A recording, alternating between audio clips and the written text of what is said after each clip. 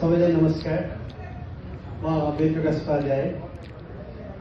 मेरो स्थायी ठेगाना भन्ने धनगढी कैलाली हो र आज मेरो कविताको शीर्षक रहेको छ प्रिय मलाई दार्शनिक नबनाऊ। प्रिय मलाई दार्शनिक नबनाऊ। तिमीले गर्ने मायामा म भ्रम देख्न थाल्छु। तिमीले गर्ने हरेक क्रियाकलापमा म क्षणभङ्गुरता देख्छु। सुख देख्ने छैन, केवल दुःख देखिरहनेछु। तिमी ममा म हुँ मात्र भन्छौ, म भित्र पनि अहङ्कार देख्छु।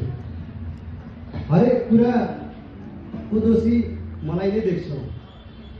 म कार्य र कारणलाई देख्छु। तिमी एउटा शरीर मात्र देख्छौ।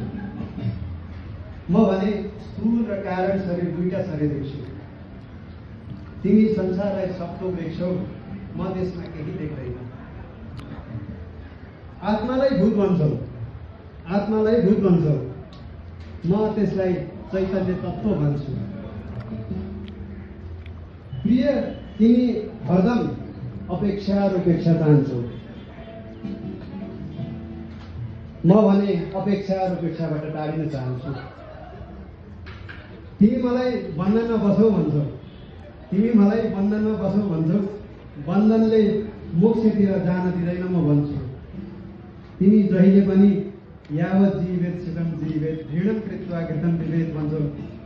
म भने लक्ष्मी ढोकाको भाषामा सागर शिशु खाएको बेस आनन्दी मनले भन्छु। तिमी शरीरको कुरा गर्छौ, म शारीरिकको कुरा गर्छु। तिमीलाई विषय थाहा छ, तर विषय थाहा छैन। विद्या थाहा छ, अविद्या थाहा छैन। आत्मा थाहा छ, तर अनात्मा के हो थाहा छैन। दैविक थाहा छ, दैहिक थाहा छैन। हामीलाई भन्ने थाहा छ, तर म भन्ने थाहा छैन। ज्ञान थाहा छ, तर ज्ञानी थाहा छैन। वेद थाहा छ, वेदी थाहा छैन। कर्ता थाहा छ, कर्ता थाहा छ, तर अकर्ता के हो थाहा छैन। दर्शन के हो थाहा छैन। दर्शन के हो भन्ने थाहा छैन।